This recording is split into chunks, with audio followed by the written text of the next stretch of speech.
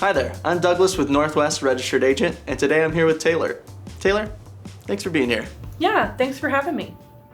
Today we are going to be talking about how to get a seller's permit in Wyoming. We'll talk about why you might need one and how to apply for it. So Taylor, I was speaking to a client the other day and they're looking to start a Wyoming business, but they're not really sure if they need a seller's permit or not. What should I tell them? Yeah, that's a really good question. So as a vendor in Wyoming, they are responsible for collecting and submitting their sales and use tax information on their tax return each year. In Wyoming, the seller's permit is actually called the sales and use tax license. So they'll need this to sell products, services, or at least tangible property in Wyoming, which is also called having a Nexus. A Nexus. Could you elaborate more on that? Of course. So having a Nexus means that some aspect of your business is tied to a tangible place, in this case, Wyoming. Some examples of having Wyoming Nexus that might require you to apply for a seller's permit would include having an office, distribution center, warehouse, or some kind of tangible place in Wyoming.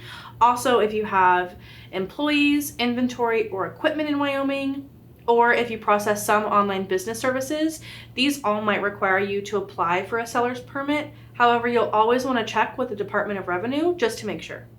Okay, great. So how would they apply for a seller's permit?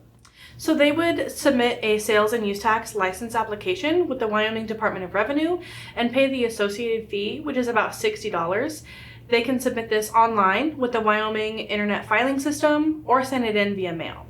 Awesome, thanks. So today we learned that a seller's permit in Wyoming is called a sales use tax license. We also learned that it's necessary to obtain if you sell products or services or lease tangible property in Wyoming, also known as having a Nexus.